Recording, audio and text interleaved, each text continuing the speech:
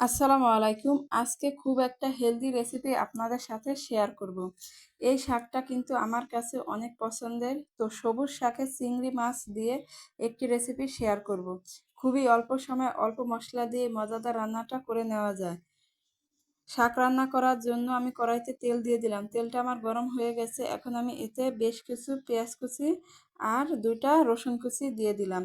রসুন আর পেঁয়াজটা আমি একটু লালচা কালার করে ভেজে নিচ্ছি।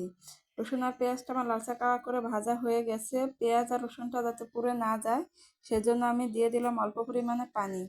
এরপর আমি দিয়ে দিচ্ছি বাটা মশলা আদা, জিরা, পেঁয়াজ, রসুন 1.5 চামচের মতো। দিয়ে দিলাম পরিমাণমতো লবণ আর দিয়ে দিচ্ছি পরিমাণমতো হলুদের গুঁড়া আর মরিচের গুঁড়া। মরিচের গুঁড়াটা আমি একটু বেশি দিয়ে দিলাম, যেহেতু শাক রান্না করব। শাকটা একটু ঝাল ঝাল হলে খেতে কিন্তু দারুণ লাগে।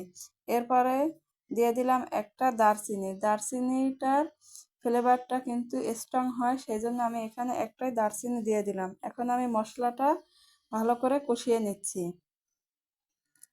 মশলাটা আমার কষানো হয়ে গেছে। এরপর আমি মশলার ভিতর দিয়ে দিচ্ছি এরকম ছোট চিংড়ি মাছ। চিংড়ি মাছগুলো আমি ধুয়ে পরিষ্কার করেই নিয়েছিলাম। এখন আমি মশলার সাথে চিংড়ি মাছটা ভালো করে মিশিয়ে কিছুক্ষণ কষিয়ে নেব।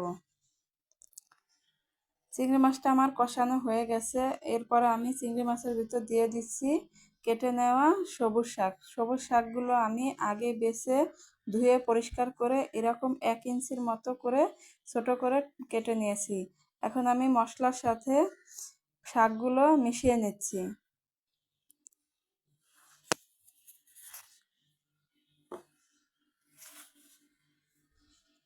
মশলার সাথে আমার শাকগুলো মেশানো হয়ে গেছে। শাকগুলো মেশাতে মেশাতে শাকগুলো থেকে পর্যাপ্ত পরিমাণে পানি বের হয়েছে।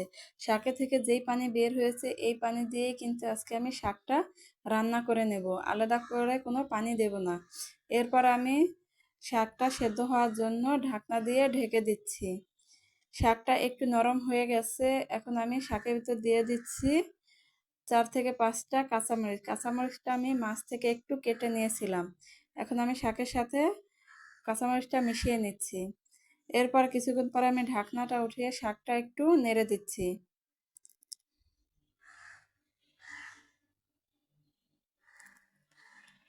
শাকটা আমার সেদ্ধ হয়ে গেছে এবং শাকের পানিটাও টেনে এসেছে। যেহেতু আজকে আমি একটু শাকটা ঝোল টাইপের করব, সেজন্য আমি এরকম একটু ভিজা ভিজা রেখেই চুলা থেকে নামিয়ে নিচ্ছি। এখন আমি শাকটা গরম গরমে পরিবেশন করে নিচ্ছি। এই শাকটা কিন্তু রুটি, পরোটা বা গরম ভাতের সাথে খেতে কিন্তু অসম্ভব মজার হয়ে থাকে।